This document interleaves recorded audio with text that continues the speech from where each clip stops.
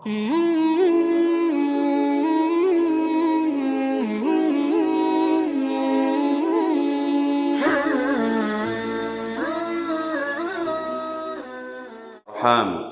الله كان عليكم رقيبا يا أيها الذين آمنوا اتقوا الله وقولوا قولا سديدا يصلح لكم أعمالكم ويغفر لكم ذنوبكم ومن يطع الله ورسوله فقد فاز فوزا عظيما أما بعد فإن أصدق الحديث كتاب الله وأحسن الهدي هدي محمد صلى الله عليه وسلم وشر الأمور محدثاتها وكل محدثة بدعة وكل بدعة ضلالة وكل ضلالة في النار۔ معزز و مکرم حاضرین مجلس، عزیز طلباء اور طالبات، اللہ رب العالمین کے فضل و کرم سے ہم اس خصوصی درس کے لیے حاضر ہوئے ہیں جس کا موضوع ہے منہج سلف مقدمہ صحیح مسلم کی روشنی میں۔ آپ لوگوں کو معلوم ہوگا کہ امام مسلم رحمہ اللہ کی کتاب صحیح کا دین اسلام میں کیا مقام و مرتبہ ہے۔ تمام علماء کا اس بات پر اجماع ہے کہ قرآن کریم کے بعد سب سے صحیح ترین کتاب صحیح بخاری ہے، اور اس کے بعد اگر کسی کو صحت کے اندر درجہ حاصل ہے تو وہ امام مسلم رحمہ اللہ کی صحیح ہے، جسے صحیح مسلم کے نام سے لوگ جانتے ہیں۔ امام مسلم رحمہ اللہ نے اصل کتاب شروع کرنے سے پہلے ایک مفصل مقدمہ تحریر کیا ہے جو کہ انتہائی اہم ہے۔ اس مقدمے کے اندر انہوں نے سبب تالیف کا تذکرہ کیا، کتاب کے اندر کس منہج کو انہوں نے اختیار کیا ہے اس کا تذکرہ کیا، اور پھر سلف صالحین کا علم طلب کرنے کے باب میں کیا منہج رہا ہے، کن لوگوں سے علم لیا جائے اور کن لوگوں سے علم حاصل کرنے سے پرہیز کیا جائے۔ امام مسلم رحمہ اللہ نے صحابہ کرام، تابعین، تبع تابعین کے زمانے کے جو کبار علماء تھے ان کا منہج اس مقدمے کے اندر ذکر کیا ہے۔ اسی لیے اگر کسی کو منہج سلف حقیقت میں سلف کی کتابوں سے سمجھنا ہو تو اس کے لیے سب سے بہترین کتاب اگر کوئی ہے تو وہ امام مسلم رحمہ اللہ کا یہ مقدمہ ہے۔ وہ اس مقدمے کو پڑھے اور خود یہ فیصلہ کرے کہ امام مسلم رحمہ اللہ نے بالکل صحیح اسانید سے صحابہ اکرام، تابعین اور تبع تابعین کا کیا منہج ذکر کیا ہے۔ ظاہر سی بات ہے کہ اللہ رب العالمین نے ہمیں اسی منہج کے اختیار کرنے کا حکم دیا ہے، لہذا پہلے ہمیں یہ جاننے کی ضرورت ہے کہ اس باب میں ہمارے اسلاف کا، صحابہ اکرام، تابعین، تبع تابعین کا کیا منہج تھا۔ خود امام مسلم رحمہ اللہ کی وفات 261 ہجری میں ہوئی ہے، تیسری صدی ہجری کے تقریباً درمیانی حصے میں۔ تو انہوں نے اپنے پہلے آنے والے علماء اکرام جو کہ اکثر و بیشتر تابعین، تبع تابعین اور ان کے بعد کا ایک طبقہ پڑتا ہے، ان علماء اکرام کے منہج کو انہوں نے ذکر کیا ہے جو خیر القرون ہے، خیر القرون سے انہوں نے یہ منہج نقل کیا ہے۔ تو سب سے پہلے ہم جو آج کا درس ہے ہمارا، یہ دراصل یہ فضیلت اولیٰ کے جو طلباء ہیں وہ صحیح مسلم کا مقدمہ پڑھ رہے ہیں، جب اس باب تک ہم پہنچے تو مناسب معلوم ہوا کہ ایک اضافی درس جمعہ کے دن فجر کی نماز کے بعد رکھا جائے جس میں دوسرے لوگ بھی شرکت کرنا چاہیں تو ان کے لیے موقع ہو اور اس خیر سے وہ بھی فائدہ اٹھائیں۔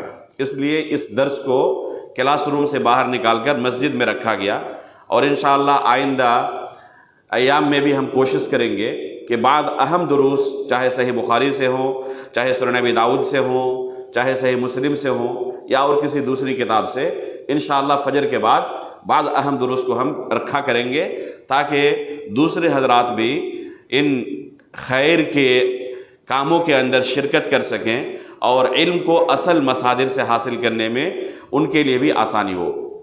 تو آج ہم شروع کریں گے ابن عباس رضی اللہ تعالی عنہ کے اثر سے کہ جب فتنوں کا دور شروع ہوا، وہی ابن عباس رضی اللہ تعالی عنہ جو ایک زمانے میں صحابہ اکرام کے چوکھٹ پر جا کر گھنٹوں تک انتظار کیا کرتے تھے۔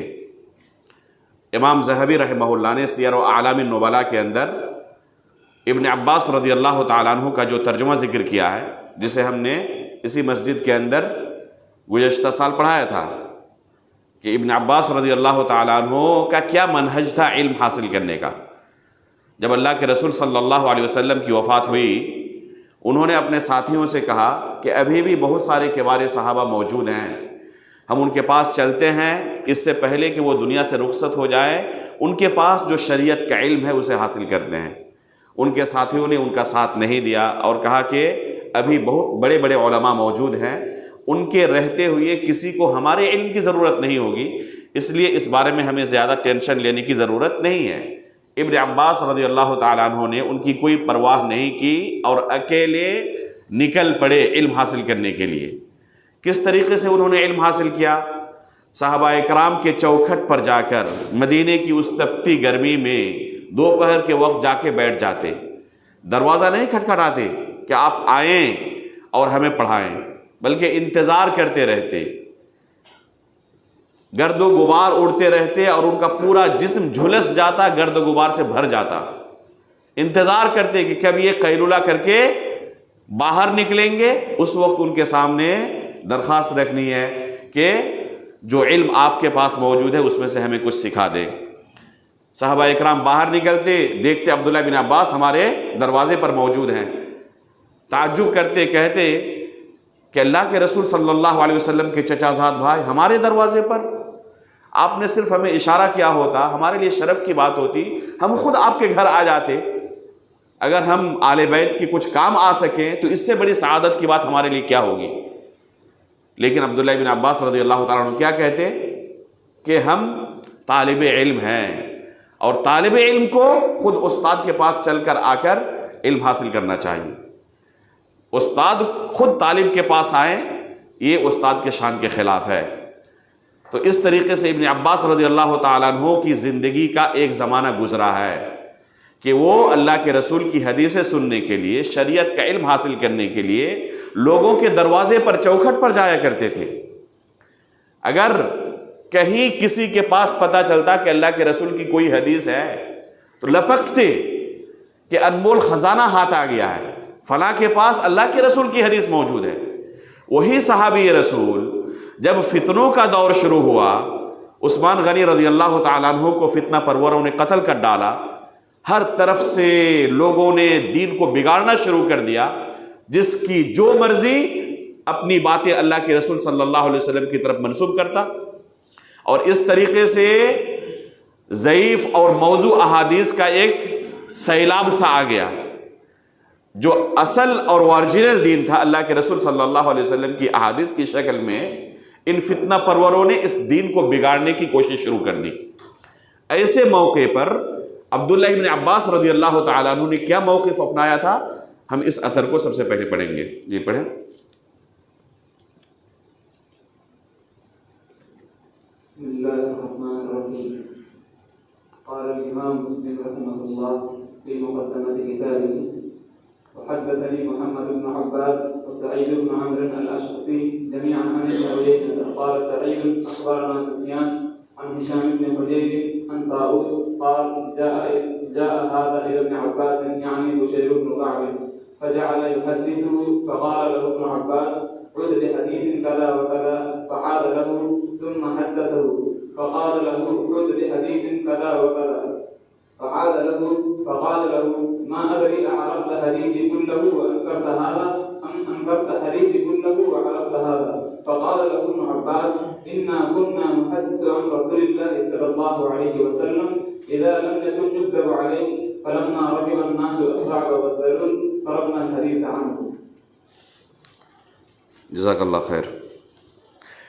یہی واقعہ امام مسلم رحمہ اللہ نے کئی اسانید سے نقل کیا ہے، اور 2 حدیثیں پڑھ لیں، اسی واقعے سے متعلق ہے وہ دونوں حدیثیں، تاکہ یہ پورا منظرنامہ بالکل ہمارے سامنے ایک دم صاف ہو جائے کہ اصل واقعہ کیا تھا، اور پھر ابن عباس رضی اللہ تعالیٰ عنہ نے کیا موقف اختیار کیا۔ اور 2 حدیثیں پڑھیں۔ وحدثني محمد بن رافع حدثنا عبد الرزاق اخبرنا معمر عن ابن طاووس عن ابيه عن ابن عباس قال انما كنا نحفظ الحديث والحديث يحفظ عن رسول الله صلى الله عليه وسلم فاما اذا ركبتم كل صعب وذلول فهيهات وحدثني ابو ايوب سليمان بن عبد الله الغيلاني حدثنا ابو عامر يعني العقدي حدثنا رباح عن قيس بن سعد عن مجاهد قال جاء بشير العدوي الى ابن بشير بن كعب العدوي الى ابن عباس فجعل يحدث ويقول قال رسول الله صلى الله عليه وسلم قال رسول الله صلى الله عليه وسلم فجعل ابن عباس لا يأذن لحديثه ولا ينظر إليه فقال يا ابن عباس ما لي لا أراك تسمع لحديثي أحدثك عن رسول الله صلى الله عليه وسلم ولا تسمع فقال ابن عباس إنا كنا مرة إذا سمعنا رجلا يقول قال رسول الله صلى الله عليه وسلم ابتدرته أبصارنا وأصغينا إليه بآذاننا فلما ركب الناس الصعب والذلول لم نأخذ من الناس إلا ما نعلم۔ احسنت، بارک اللہ فیک۔ یہ عبداللہ ابن عباس رضی اللہ تعالیٰ عنہ کا واقعہ ہے۔ ابھی ان کے بارے میں ہم نے تذکرہ کیا کہ کیسے ایک زمانے میں وہ اللہ کے رسول صلی اللہ علیہ وسلم کی حدیثوں کے لیے دوسروں کے دروازے تک جایا کرتے تھے۔ اب دیکھیں کہ خود ایک شخص ان کے پاس آ کر انہیں حدیث رسول سنانا چاہتا ہے۔ یہ زمانہ کب کا ہے؟ عثمان غنی رضی اللہ تعالیٰ عنہ کے زمانے میں، جب فتنہ پروروں نے ہر طرف سے آ کر مدینے کا گھیراؤ کر لیا اور ضعیف و موضوع احادیث کی ایک طرح سے باڑھ سی آ گئی، سیلاب سا آ گیا تھا۔ ہر کوئی اللہ کے رسول کی طرف من مرضی کی چیزیں منسوب کرتا، حالانکہ اللہ کے رسول صلی اللہ علیہ وسلم ان احادیث سے بری ہیں۔ عبداللہ بن عباس رضی اللہ تعالیٰ عنہ کے پاس ایک شخص آیا جس کا نام کیا تھا؟ بشیر بن کعب العدوی، بشیر بن کعب العدوی، اور آ کر یہ شخص حدیثیں سنانے لگا۔ تو ابن عباس رضی اللہ تعالیٰ عنہ نے کہا عدل حدیث کذا و کذا، وہ حدیث جو ابھی تم نے سنائی ہے اسے دوبارہ سناؤ۔ پھر دوبارہ سنایا، پھر کہا کہ فلاں حدیث بھی دوبارہ سناؤ، پھر دوبارہ سنایا۔ جب اس طریقے سے چند احادیث کے ساتھ ابن عباس رضی اللہ تعالیٰ عنہ نے ان کے ساتھ یہ معاملہ برتا، تو انہوں نے جواب میں کہا مجھے کچھ پتہ نہیں چل سکا کہ صرف ان احادیث پر آپ نے نکیر کی اور باقی احادیث کو قبول کر لیا، یا صرف انہی احادیث کو جنہیں آپ نے دوبارہ مجھ سے سنا، صرف انہی احادیث کو قبول کیا اور باقی کو آپ نے ترک کر دیا۔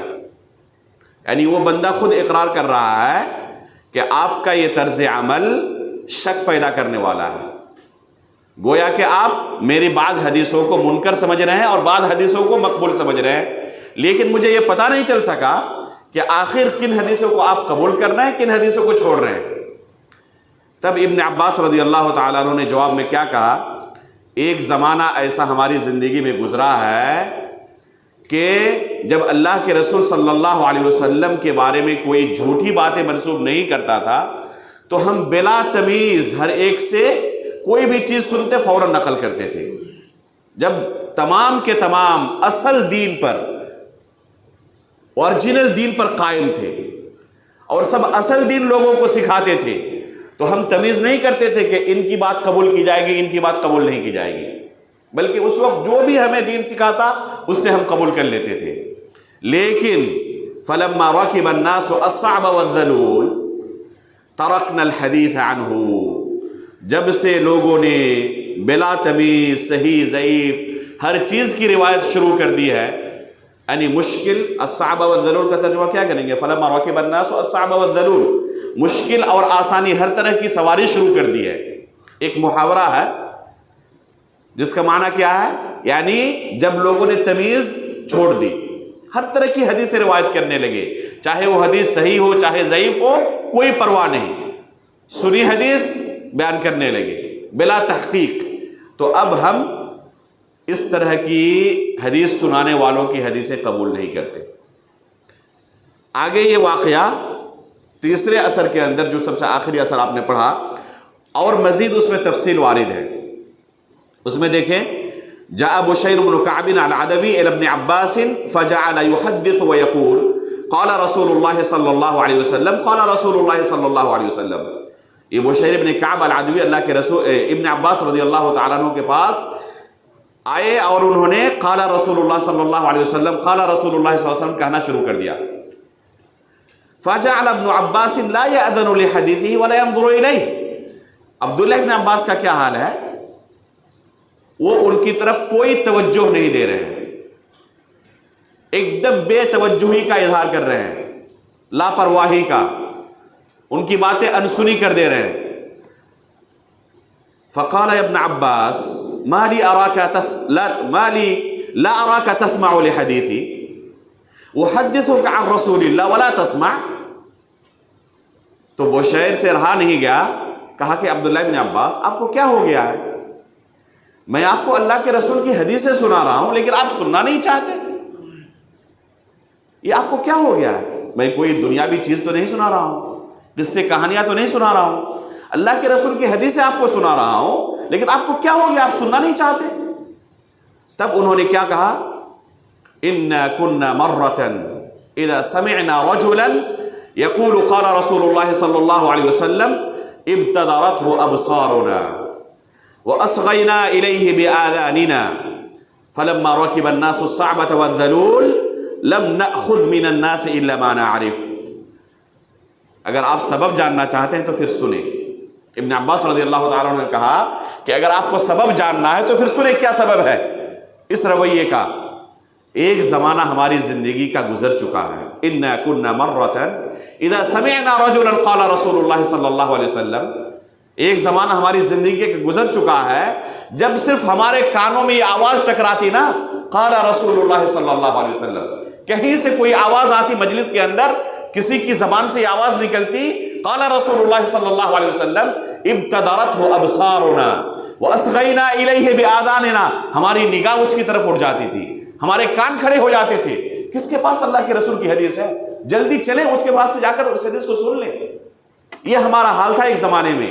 فلما رکب الناس الصعبة والذلول، لیکن جب سے لوگوں نے ہر طرح کی علم گلم چیزیں اللہ کے رسول کی طرف منسوب کرنا شروع کر دی ہے، لم نأخذ من الناس الا ما نعرف، اب ہم محتاط ہو چکے ہیں، الرٹ ہو چکے ہیں، اب ہر ایک سے ہم دین کی باتیں بھی نہیں سنتے، اسی سے دین کی باتیں سنتے ہیں جن کے بارے میں ہمیں پتہ ہوتا ہے کہ ان کے پاس اصل اور اوریجنل دین موجود ہے۔ بس اب ہر کوئی ہمیں دین سکھانے آ جائے اور ہم اس کے سامنے ایک دم تیار ہو کر بیٹھ جائیں، ٹھیک ہے آپ ہمیں دین سکھائیں، آپ سے ہم دین سیکھنے کے لیے تیار ہیں، یہ اب ہمارا طریقہ نہیں رہا ہے۔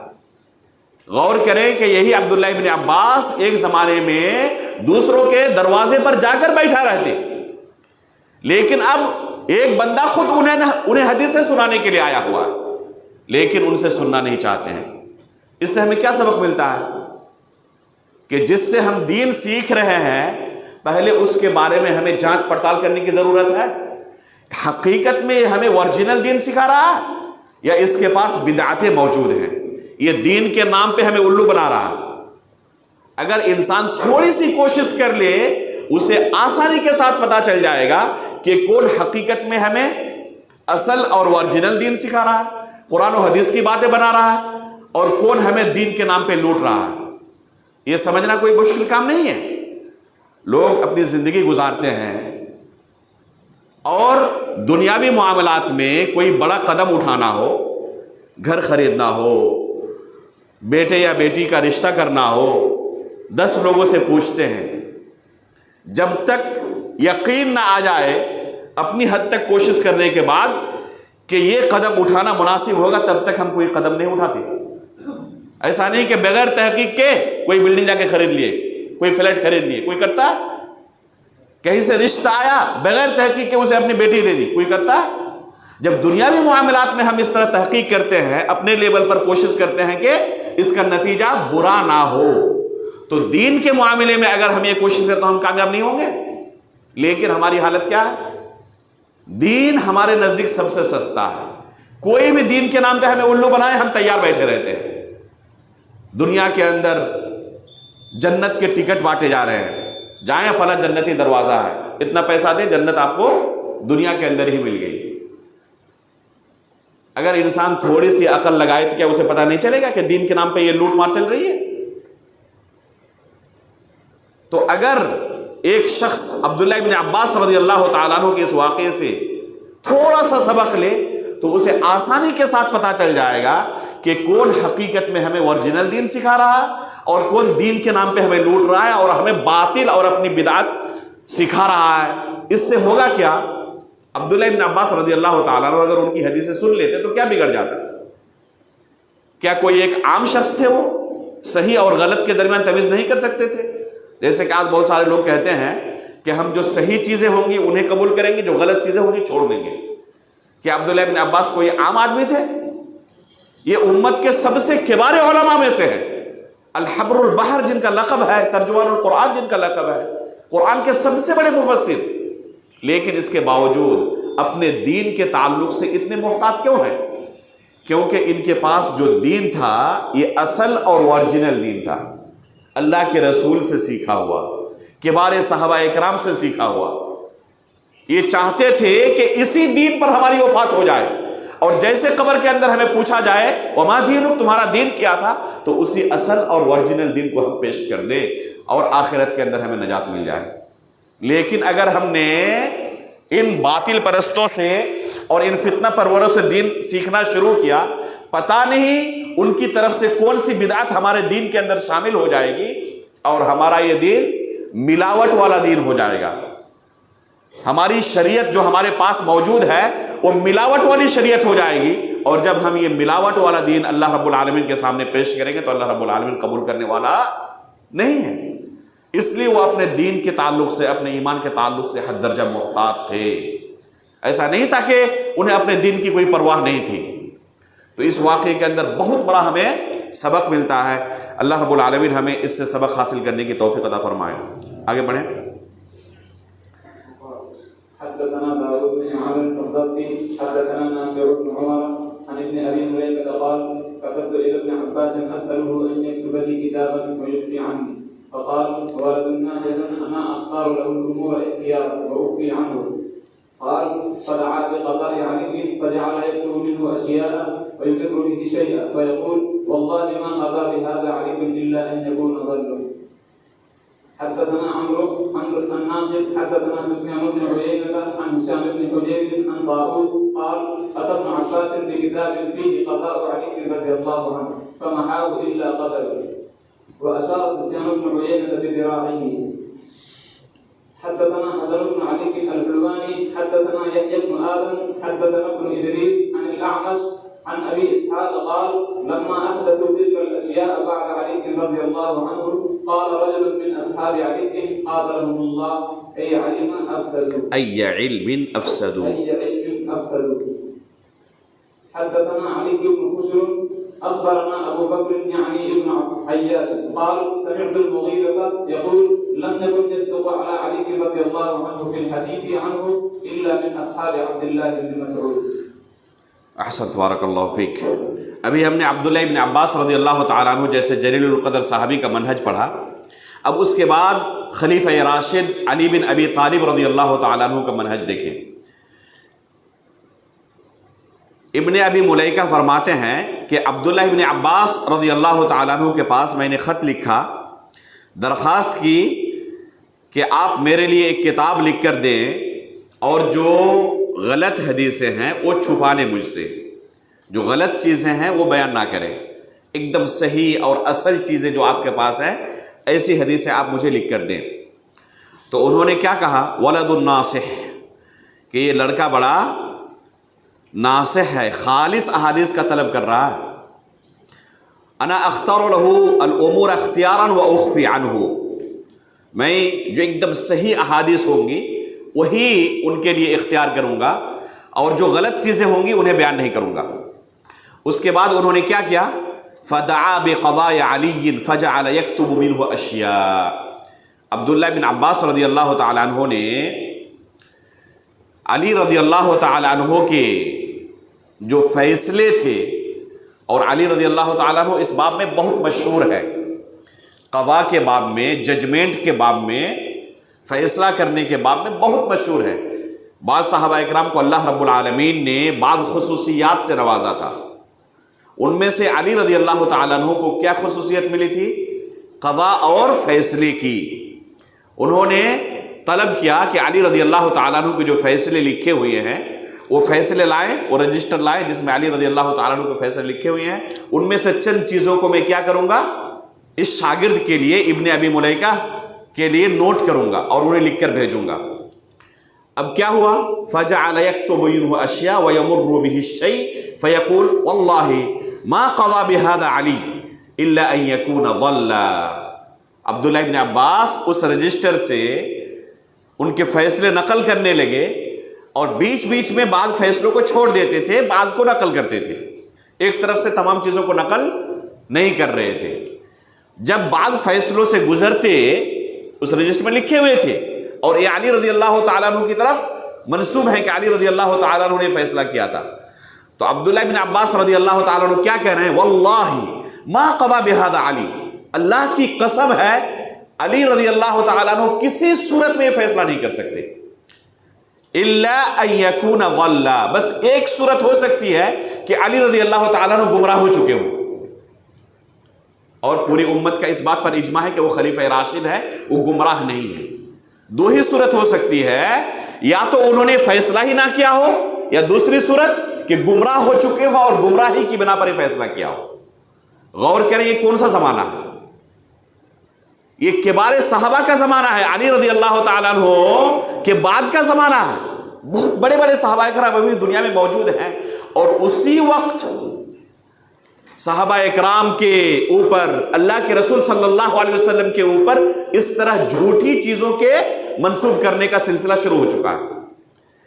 آج اگر کسی کو کہا جائے کہ یہ حدیث ضعیف ہے، یہ حدیث من گڑت ہے، موضوع ہے، تو لوگ کیا کہتے ہیں؟ حدیث کیسے ضعیف ہو سکتی ہے، من گڑت ہو سکتی ہے؟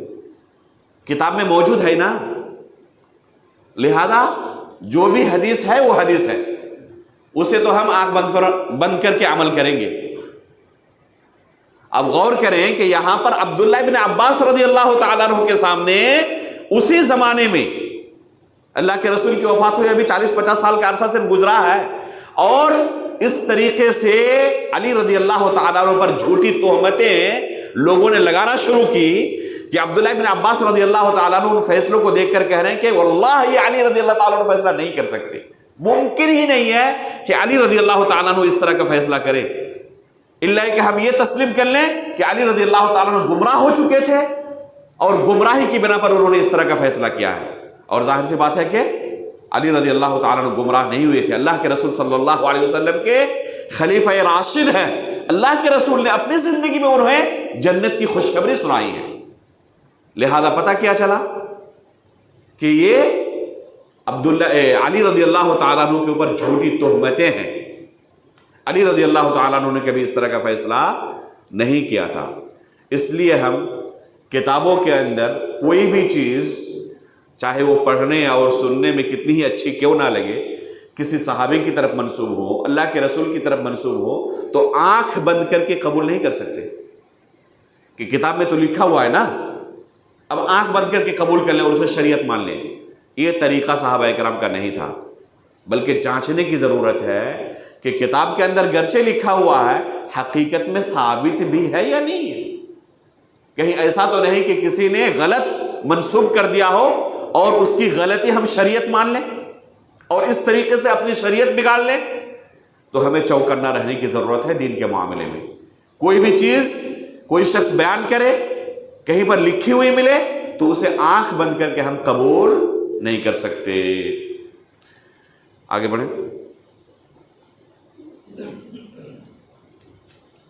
باب في أن الإسناد من الدين وأن الرواية لا تكون إلا عن الثقات، وأن جرح الرواة بما هو فيه جائز بل واجب، وأنه ليس من الغيبة المحرمة بل من الذب عن الشريعة المكرمة۔ یہ امام نووی رحمہ اللہ کی طرف سے تبویب ہے۔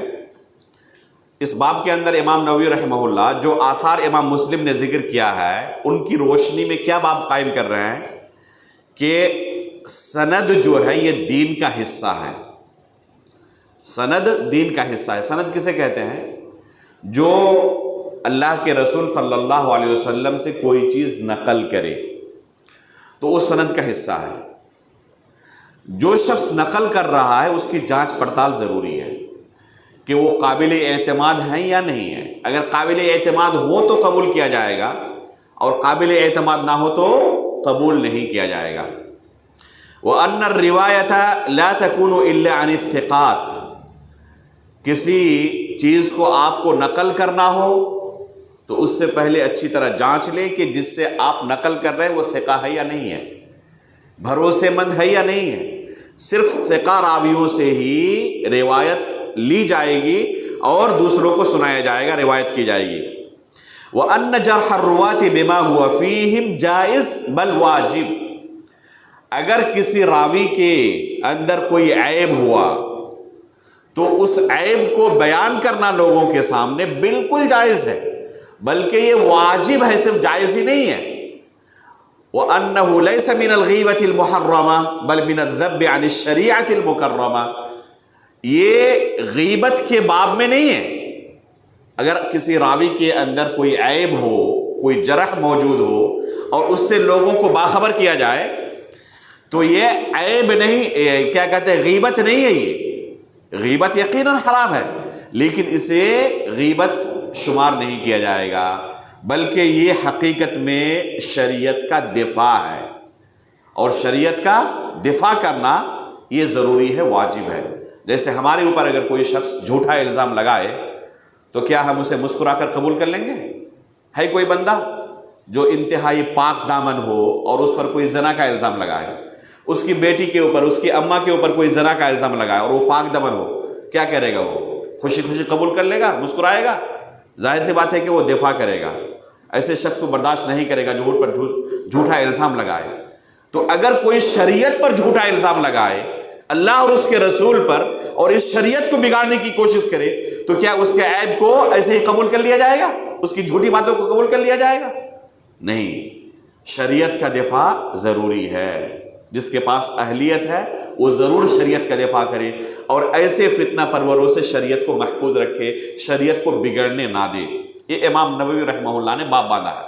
اب جو آثار امام مسلم رحمہ اللہ نے نقل کیے ہیں تابعین، تبع تابعین سے، پڑھیں. انتہائی اہم آثار ہیں یہ. انشاءاللہ اس درس میں جہاں تک ہم پہنچتے ہیں پہنچیں گے، اور ضرورت پڑے تو اگلے درس میں اس کی انشاءاللہ مزید جو باقی حصہ رہ جائے گا اس کی شرح کی جائے گی. پڑھیں.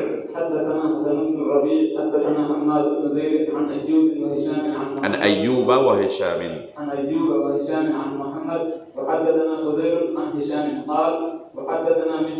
مخلد بن حسین عن هشام عن محمد بن سيرين قال إن هذا العلم دين فانظروا عمن تأخذون دينه. ابن سیرین رحمہ اللہ کا یہ قول انتہائی مشہور ہے جسے امام مسلم رحمہ اللہ نے اپنی صحیح کے اس مقدمے کے اندر ذکر کیا ہے. ان هذا العلم دین. یہ علم جو تم اپنے استاد سے حاصل کر رہے ہو نا، یہ صرف علم نہیں ہے، جانکاری صرف نہیں ہے، معلومات صرف حاصل نہیں کر رہے ہو، بلکہ یہ تمہارا دین ہے. اپنے استاد سے ایک طالب علم دین سیکھتا ہے، صرف علم کا اور معلومات کا ذخیرہ ہی حاصل نہیں کرتا وہ، بلکہ یہ دین سیکھ رہا ہوتا ہے. اور استاد کا جو دین ہوتا ہے، اس کا عقیدہ ہوتا ہے، منہج ہوتا ہے، یہ غیر شعوری طور پر طالب کے اندر منتقل ہوتا ہے، چاہے اسے وہ قبول کرے یا نہ کرے. غیر شعوری طور پر استاد کا منہج، استاد کا عقیدہ، استاد کا دین طالب کے اندر منتقل ہوتا ہے، وہ اسے قبول کرتا ہے، اسی طریقے پر ڈھل جاتا ہے. ابن سیرین رحمہ اللہ فرماتے ہیں ان ھذا العلم دین. یہ علم جو تم حاصل کر رہے ہو نا، ادھر حقیقت دین حاصل کر رہے ہو. فانظروا عمن تأخذون دینکم. اس لیے اچھی طرح جانچ پڑتال کر لو کہ کس سے تم اپنا دین حاصل کر رہے ہو. یہ بندہ جس کو تم نے اپنا استاد بنایا ہوا ہے، اس لائق ہے یا نہیں کہ اس سے دین سیکھا جائے. کہیں ایسا تو نہیں کہ اس کے اندر انحراف ہو، اس کے اندر بدعت ہو اور دین کے نام پہ تمہیں اپنی بدعت سکھا دے، تمہارے اندر بدعت داخل کر دے، اور تمہارے پاس جو دین فطری شکل میں موجود تھا اسے بگاڑ کر رکھ دے، اور اس طریقے سے تمہاری دنیا اور آخرت دونوں تباہ اور برباد ہو جائے۔ اس لیے نصیحت کرتے تھے کہ جس سے تم دین سیکھ رہے ہو اچھی طرح اس کی جانچ پڑتال پہلے کر لو، اس کے بعد اگر وہ قابل اطمینان ہوئے تو ان سے دین سیکھو، ورنہ ان سے بچ کر رہو، ان سے دوری اختیار کر لو۔ آگے بڑھیں۔ حدثنا ابو جعفر محمد بن الصباح حدثنا اسماعيل بن زكريا عن عاصم الاحول عن ابن سيرين قال لم يكونوا يسالون عن الاسناد فلما وقعت الفتنه قالوا سموا لنا رجالكم فينظر الى اهل السنه فيؤخذ حديثهم وينظر الى اهل البدع فلا يؤخذ حديثهم۔ انتہائی اہم یہ اثر ہے ابن سیرین رحمہ اللہ کا، جن کی وفات کب ہوئی ہے؟ سن 110 ہجری میں۔ اسی سال حسن بصری رحمہ اللہ کی بھی وفات ہوئی ہے، سن 110 ہجری میں۔ فرماتے ہیں لم یکونوا یسألون عن الاسناد، پہلے پہل لوگ کسی کو سند کے بارے میں پوچھتے نہیں تھے۔ اگر دین کی بات کسی کو نقل کرتا تو یہ نہیں پوچھتے کہ آپ نے یہ بات کس سے سنی ہے۔ سب کے سب ایک دین پر، ایک عقیدے و منہج پر قائم تھے، کہیں سے کوئی بدعت ظاہر نہیں ہوئی تھی، کوئی فتنہ ظاہر نہیں ہوا تھا، سب کے سب اہل سنت میں سے تھے۔ اس وقت کسی کو یہ ضرورت محسوس نہیں ہوتی کہ ہم جانچ پڑتال کریں سامنے والا حقیقت میں اہل سنت میں سے ہے یا اہل بدعت میں سے ہے۔ لیکن عنقریب یہ صورتحال بدل گئی۔ کیا ہوا؟ فلما وقعت الفتنہ قالوا سموا لنا رجالکم، جیسے ہی فتنے ظاہر ہوئے تو لوگوں نے کہنا شروع کیا، سوال کرنا شروع کر دیا، سموا لنا رجالکم، جن سے آپ نے یہ حدیث سنی ہے ذرا ان کے نام بیان کریں۔ یہ کن سے آپ نے حدیث سنی ہے؟ یہ دین کی بات جو آپ نے مجھے بیان کی یہ کس سے آپ نے سیکھا ہے؟ جانچ پڑتال شروع ہو گئی۔ کب؟ فلما وقعت الفتنہ، جب فتنوں کا ظہور ہوا۔ اس سے کون سا وقت مراد ہے؟ فلما وقعت الفتنہ سے کون سا وقت مراد ہے؟ عثمان غنی رضی اللہ تعالیٰ عنہ کا قتل۔ اس فتنے سے مراد خلیفہ راشد عثمان ابن عفان رضی اللہ تعالیٰ عنہ کا قتل مراد ہے۔ اس بارے میں تمام علماء اہل اسلام کا اجماع ہے، کوئی اختلاف نہیں ہے۔ فلما وقعت الفتنہ سے عثمان غنی رضی اللہ تعالیٰ عنہ کا قتل مراد ہے، اس میں کسی کا کوئی اختلاف نہیں ہے۔ یہ اختلاف مستشرقین کی طرف سے شروع کیا گیا ہے، علماء اسلام کی طرف سے نہیں، کہ اس سے مراد عثمان غنی رضی اللہ تعالیٰ عنہ کا قتل نہیں، بلکہ 100 ہجری کے بعد، 100 ہجری کے بعد جو بڑے بڑے فتنے ظاہر ہوئے، جیسے کہ عبداللہ بن زبیر رضی اللہ تعالیٰ عنہ کے زمانے کے جو فتنے ظاہر ہوئے، یا اس کے بعد جو فتنے ظاہر ہوئے حجاج بن یوسف کے زمانے میں، سن 110 کے بعد ایک فتنہ ظاہر ہوا سن 126 ہجری میں، ایک فتنہ بہت بڑا ظاہر ہوا سن 140 ہجری کے آس پاس۔ ان مستشرقین نے کہنا شروع کیا کہ یہاں پر فلما وقعت الفتنہ سے مراد کیا ہے؟ یہ فتنے مراد ہیں جو سن 100 ہجری کے بعد دنیا میں ظاہر ہوئے تھے۔ ان لوگوں کے پاس اتنا بھی عقل نہیں کہ یہ قول ابن سیرین رحمہ اللہ کا ہے، جن کی وفات ہی 110 ہجری میں ہو گئی ہے۔ اب اگر کوئی فتنہ ان کی وفات کے بعد ظاہر ہوا ہے تو کیا ممکن ہے کہ ابن سیرین رحمہ اللہ اس فتنے کے بارے میں تذکرہ کرے؟ یعنی اپنی قبر سے اٹھ کر آئے تھے اس فتنے کو دیکھنے کے لیے اور لوگوں کے سامنے آ کر بیان کیا؟ اتنی بھی عقل ان لوگوں کے پاس نہیں ہے۔ کیا کہتا ہے کہ سن 126 میں جو فتنہ ظاہر ہوا ہے، یا سن 140 میں جو فتنہ ظاہر ہوا ہے، یا اس کے بعد جو فتنے ظاہر ہوئے، یہ فتنے مراد ہیں۔ کیوں؟ آخر انہوں نے یہ کہنا شروع کیا یہ الزام لگانے کے لیے کہ تقریباً 100 سال تک پہلی صدی ہجری میں سند کا وجود نہیں تھا. بعد میں ان محدثین نے اپنی طرف سے ان سندوں کو گڑھ لیا. یہ سب کے سب صحیح بخاری کے اندر، صحیح مسلم کے اندر، موطا مالک کے اندر اور دوسری کتابوں میں جو آپ کو سندیں مل رہی ہے نا، یہ محدثین نے اپنی طرف سے گڑھ لیا تھا. ان کا تو کوئی وجود ہی نہیں تھا. لم یکون یسألون عن الاسناد، اس اثر کے اندر ابن سیرین فرما رہے ہیں. تو اس کا مطلب کہ پہلی صدی ہجری میں سندیں تھی ہی نہیں. جب تھی نہیں تو بعد میں کہاں سے آئی؟ تو کہہ رہے ہیں کہ ان محدثین نے اپنی طرف سے گڑھ لیا ہے. اس لیے حدیث کے ذخیرے پر ہم اعتبار نہیں کر سکتے، چاہے وہ بخاری ہو، چاہے صحیح مسلم ہو، چاہے موطا امام مالک ہو، چاہے کوئی بھی حدیث کی کتاب ہو. ان کتابوں پر بھروسہ ہم نہیں کر سکتے. کیوں؟ کیونکہ یہ سب جو کتابیں ہیں ان کے اندر حدیثیں سب گڑھی ہیں.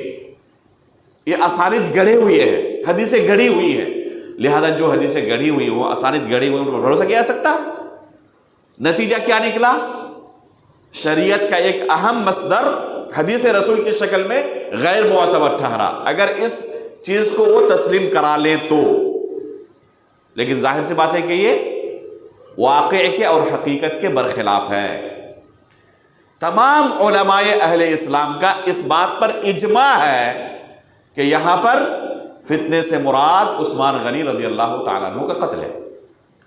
جیسے ہی فتنوں کا ظہور ہوا اور اللہ کے رسول صلی اللہ علیہ وسلم نے ہی اپنی زندگی میں اس کی پیشن گوئی کر دی تھی.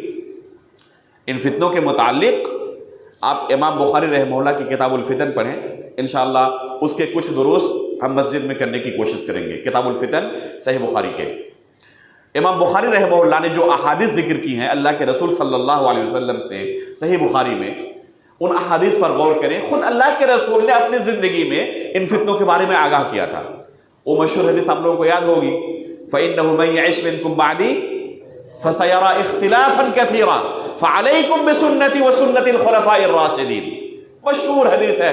اللہ کے رسول خود فرما رہے ہیں کہ جو میرے بعد زندہ رہیں گے نا، فَسَيَرَى اخْتِلَافًا كَثِيرًا، معمولی قسم کے نہیں، شدید قسم کے اختلافات دیکھیں گے. اور واقعی علی رضی اللہ تعالیٰ عنہ کے دور خلافت میں شدید قسم کے فتنے ظاہر ہوئے. یہ خوارج، یہ فتنہ پرور عثمان غنی رضی اللہ تعالیٰ عنہ کو قتل کر رہے ہیں.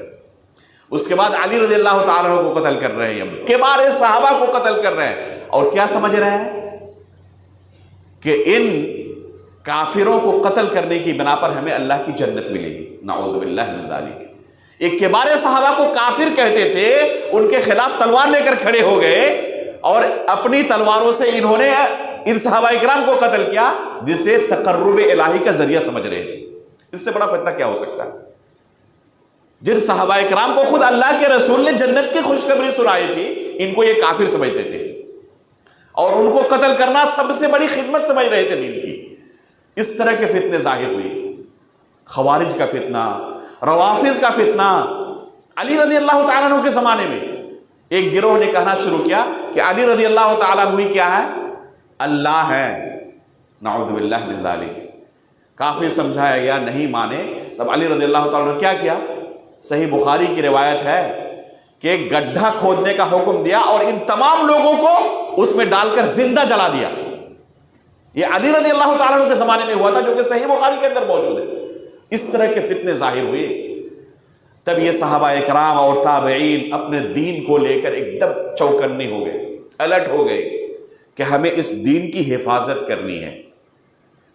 کوئی آج یہ نہ سوچے کہ آج کا زمانہ اس زمانے سے بہتر ہے. وہ زمانہ ان تمام فتنوں کے باوجود خیر القرون ہے اللہ کے رسول کے صراحت کے مطابق. بہت سارے لوگ سوچتے ہیں کہ اس زمانے میں اتنے فتنے تھے، آج الحمدللہ بہت اچھے ہم لوگ. استغفر اللہ. اب سوچ نہیں سکتے کہ اس زمانے کے حساب سے آج کا زمانہ کتنا گیا گزرا ہے. اللہ کے رسول صلی اللہ علیہ وسلم نے خیر القرون قرنی ثم الذین یلونہم ثم الذین یلونہم کا مزدہ سنایا تھا انہیں. یہ خیر القرون کی بات تھی جہاں پر یہ فتنے ظاہر ہوئے تھے، اور آج ہم فتنوں کے دلدل میں ڈوبے ہوئے ہیں. الگ بات ہے کہ ہمیں اس کا احساس نہیں ہے کیونکہ دل مردہ ہو چکا ہے. ہمارے پاس دین کی وہ قدر نہیں رہی جس وجہ سے ہمیں احساس نہیں ہوتا ان فتنوں کا. ان کے پاس دین کی قدر تھی، اس وجہ سے احساس تھا. آج اس سے کہیں زیادہ فتنوں کے اندر ہم مبتلا ہیں، لیکن اپنے دین کو لے کر بے پرواہ ہیں، کوئی احساس نہیں. کوئی بھی شخص ہمیں دین کے معاملے میں بیوقوف بنائے، اس کے لیے ہم پہلے سے تیار بیٹھے رہتے ہیں. تو یہ ابن سیرین رحمہ اللہ کا اثر انتہائی اہم ہے. کیا فرماتا ہے؟ فَلَمَّا وَقَعَتِ الْفِتْنَةُ قَالُوا سَمُّوا لَنَا رِجَالَكُمْ. اب جب لوگوں نے بیان کیا کہ یہ حدیث میں نے کن سے سنی ہے، یا یہ بات شریعت کی میں نے کن سے سنی ہے، فلاں شخص سے. ابن سیرین کیا فرماتا ہے؟ فَيُنظَرُ إِلَىٰ أَهْلِ السُّنَّةِ فَيُؤْخَذُ حَدِيثُهُ. دیکھیں صحیح مسلم کے اندر الفاظ، وَيُنظَرُ إِلَىٰ أَهْلِ الْبِدَعِ فَلَا يُؤْخَذُ حَدِيثُهُ. یہ صحابہ اکرام کی زندگی کے اندر تفریق ہے اہل سنت اور اہل بدعت کی. یہ تفریق یہ آج کے زمانے کی تفریق نہیں ہے. جیسے کہ بعض لوگ الزام لگاتے ہیں کہ یہ کہاں سے منہج انہوں نے شروع کر دیا، اہل سنت اہل بدعت، اہل سنت اہل بدعت. یہ آپ کو خبر نہیں ہے، اپنے اسلاف کی کتابوں سے دور رہنے کی وجہ سے آپ کے ذہن کے اندر یہ شبہ پیدا ہوا ہے کہ آج کے دور کی ایجاد ہے. یہ حقیقت میں صحابہ اکرام کے زمانے کے اندر موجود تھا. صحابہ اکرام نے اہل سنت اور اہل بدعت کے درمیان اسی زمانے میں فرق کرنا شروع کر دیا تھا کہ اب ہم صرف اہل سنت سے دین سیکھ سکتے ہیں، اہل بدعت سے ہم دور رہیں گے.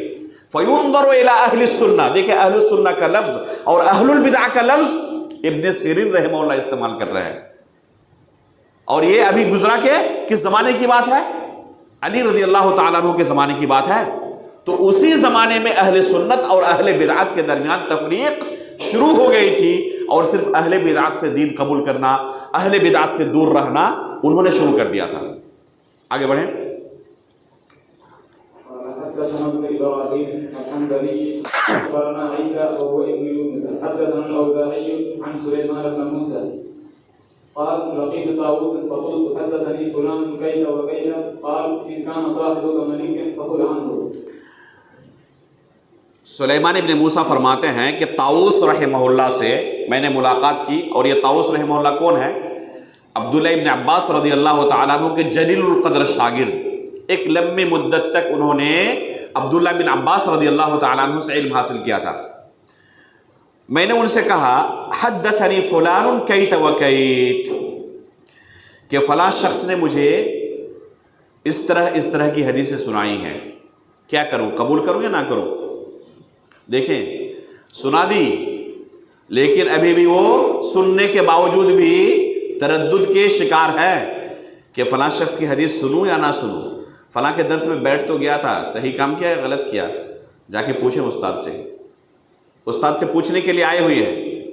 سلیمان بن موسیٰ اپنے استاد طاووس رحمہ اللہ سے پوچھنے کے لیے آئے ہوئے ہیں. تو کیا جواب دیتے ہیں استاد اپنے شاگرد کو؟ ان کان صاحبک ملیا فخذ منہ. اگر تمہارے استاد پوری طرح قابل اعتماد ہو تو پھر ان سے دین سیکھو، ان سے حدیث قبول کرو. لیکن اگر قابل اعتماد نہ ہو تو دوری بنا لو، بہتر اسی میں ہے. تو یہ طاووس رحمہ اللہ کی نصیحت ہے اپنے شاگرد سلیمان ابن موسیٰ کو. آگے بڑھیں. حدثنا نصر بن علي الجهضمي حدثنا الاسماعي عن ابن ابي الزناد عن ابيه قال ادركت بالمدينه 100 كلهم مأمون ما يؤخذ عنه الحديث يقال ليس من اهله. یہ حدیث بھی انتہائی اہم ہے. یہ اثر ابو الزناد رحمہ اللہ کا انتہائی اہم ہے. ابو الزناد رحمہ اللہ فرماتے ہیں ادرکت بالمدینۃ 100 کلہم مأمون. میں نے مدینے کے اندر 100 لوگوں کو پایا. یہاں پر تعداد مقصود نہیں ہے، مقصود کثرت کو بیان کرنا ہے. یعنی بے شمار لوگوں کو میں نے مدینے کے اندر پایا. کیسے تھے یہ لوگ؟ چور، لٹیرے، ڈاکو تھے. کلہم مأمون. اگر دین کی بات کی جائے تو انتہائی امانت دار تھے، دیندار تھے، متقی تھے، پرہیزگار تھے. دین کے معاملے میں ایک حرف آپ ان کے بارے میں نہیں کہہ سکتے. انتہائی امانت دار. لیکن ما يؤخذ عنهم العلم ما يؤخذ عنهم الحديث يقال ليس من أهله، اس کے باوجود ان سے حدیث نہیں سیکھا جاتا تھا۔ یہ لوگوں کو آتے خود سے محنت کر کے سکھانے کے لیے کہ ہمارے پاس یہ حدیث ہے، سن لو، تو کیا کہتے لوگ؟ لیس من اہلہ، یہ اہل علم میں سے نہیں ہے، اس سے تھوڑا سا دور رہنا۔ یہ حدیث ہم کن سے سیکھیں گے؟ علم کن سے حاصل کریں گے؟ علماء سے سیکھیں گے، اور یہ اہل علم میں سے نہیں ہے، گرچہ یہ ہمیں خود سے سکھانے آئے ہو لیکن ان سے ہم نہیں سیکھیں گے۔ یہی علم ہمیں سیکھنا ہوگا تو ہم اہل علم کے پاس جا کر سیکھ لیں گے۔ تو یہ تمیز کرنا، ابھی ہم نے اوپر جو سنا اس سے کیا اندازہ ہوا کہ جس سے ہم حدیث سنیں، جس سے شریعت کا علم حاصل کریں۔ ابھی جو ابن سیرین رحمہ اللہ کا اثر گزرا، علی رضی اللہ تعالیٰ عنہ کا جو اثر گزرا، عبداللہ ابن عباس رضی اللہ تعالیٰ عنہ کا جو اثر گزرا، اس سے ہمیں کیا سبق ملا؟ کہ جس سے ہم سیکھیں گے دین کو، اس کا قابل اعتماد ہونا، دیندار، پرہیزگار، اہل سنت میں سے ہونا ضروری ہے۔ فَيُنظَرُ إِلَىٰ أَهْلِ السُّنَّةِ وَيُنظَرُ إِلَىٰ أَهْلِ الْبِدْعَةِ، اس سے ہمیں کیا ملا پتہ؟ سبق کیا ملا؟ کہ اہل سنت کا حامل ہونا ضروری ہے، اہل سنت کے عقیدے کا حامل ہونا ضروری ہے۔ اہل بدعت میں سے ہو تو قبول نہیں کیا جائے گا۔ تو ایک شرط یہ معلوم ہوئی استاد کے اندر ہونی چاہیے کہ وہ اہل سنت کے عقیدے کا حامل ہو، اہل بدعت میں سے نہ ہو۔ اب دوسری شرط یہاں پر ابو الزناد رحمہ اللہ کے اس قول میں ہمیں کیا پتہ چل رہی ہے؟ کہ وہ اہل علم میں سے ہو۔ اگر اہل علم میں سے نہ ہو تو گرچہ وہ بڑی محنت کر کے ہمیں دین سکھانا چاہتا ہو، اس سے ہم نہیں سیکھ سکتے، کیونکہ وہ خود دین نہیں جانتا تو ہمیں کیا سکھائے گا؟ اس نے علم حاصل نہیں کیا۔ یہ ابو الزناد رحمہ اللہ کا اثر امام مسلم رحمہ اللہ نے یہاں نقل کیا ہے۔ آپ الکفایہ فی اصول علم الروایہ، کن کی کتاب ہے؟ خطیب بغدادی رحمہ اللہ کی، انتہائی اہم کتاب ہے اصول حدیث کے باب میں، ٹھیک ہے؟ الکفایہ اٹھائیں، اور اس باب کے تعلق سے خطیب بغدادی رحمہ اللہ نے ان تمام آثار کو نقل کیا ہے اپنی سند سے، تو وہاں پر جا کر ان آثار کو پڑھیں تفصیل سے۔ خطیب بغدادی رحمہ اللہ نے الکفایہ کے اندر صفحہ 162 میں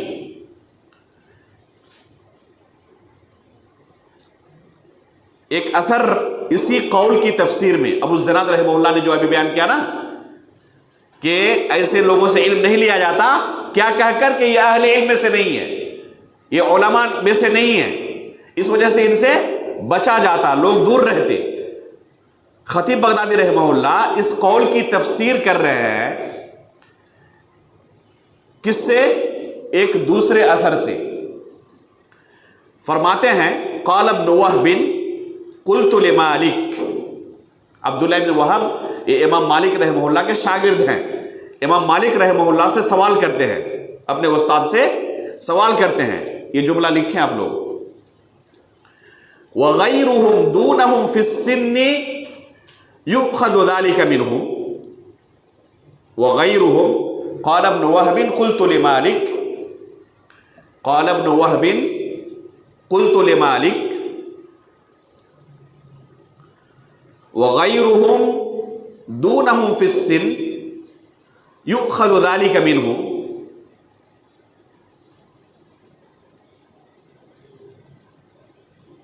قال نعم ويجب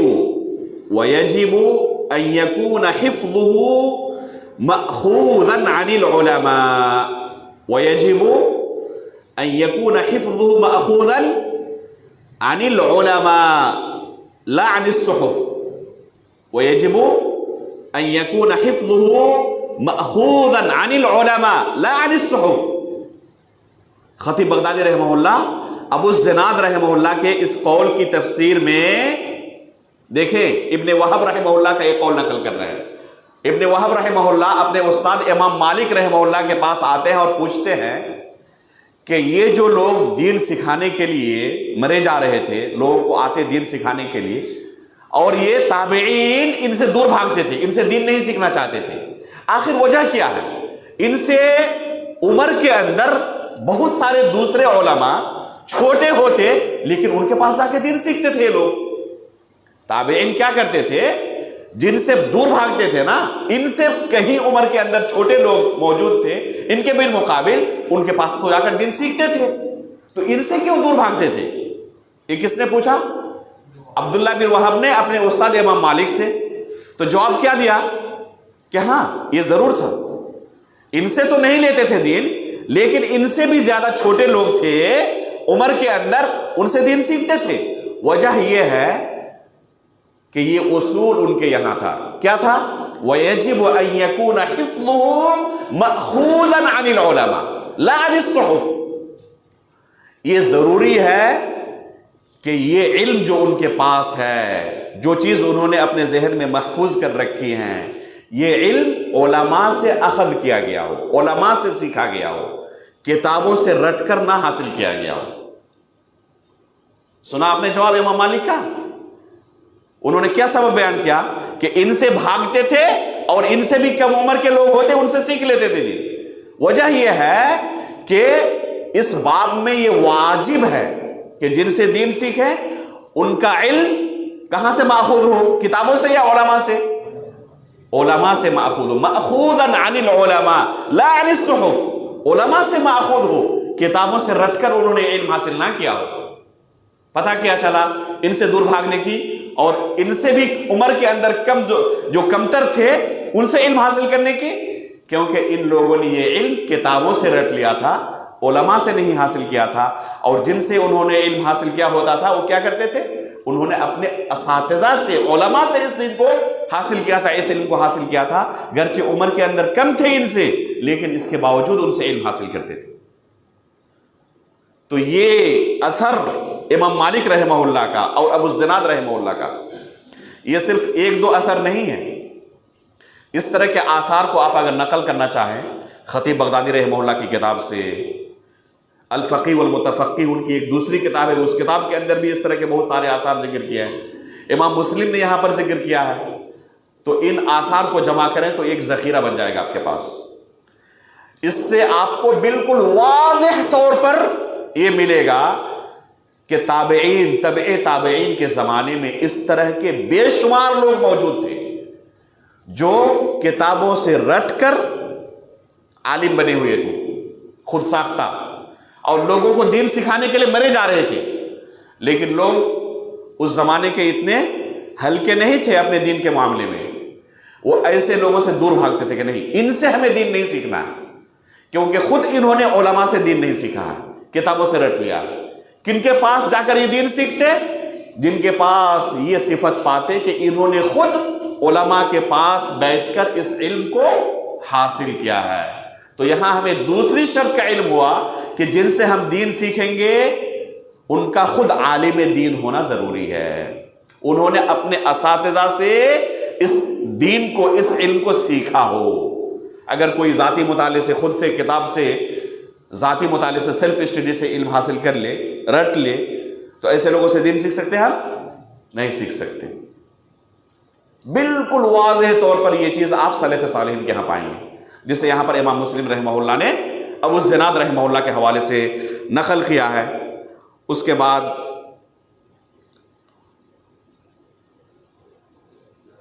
ایک دوسرا مسئلہ شروع ہو رہا ہے، انشاءاللہ اسی پر ہم آج کے درس کو موقوف کرتے ہیں، یہیں پر بس کرتے ہیں انشاءاللہ۔ اس کے بعد ایک اہم مسئلہ امام مسلم رحمہ اللہ نے بیان کیا ہے کہ کسی کا نام لے کر اگر کوئی شخص دین کی غلط تعبیر کر رہا ہو، لوگوں کے سامنے دین کو غلط طریقے سے پیش کر رہا ہو، تو کیا ان کی عزت کی حفاظت کی جائے گی اور خاموش رہا جائے گا، یا ان کی عزت کی پرواہ نہ کرتے ہوئے دین کی حفاظت کی خاطر نام لے کر لوگوں کو بتایا جائے گا کہ یہ شخص ہیں، یہ شخص ہے، یہ شخص ہے، باضابطہ نام لے کر کہ ان سے آپ لوگ دور رہیں، ان سے دین نہ سیکھیں؟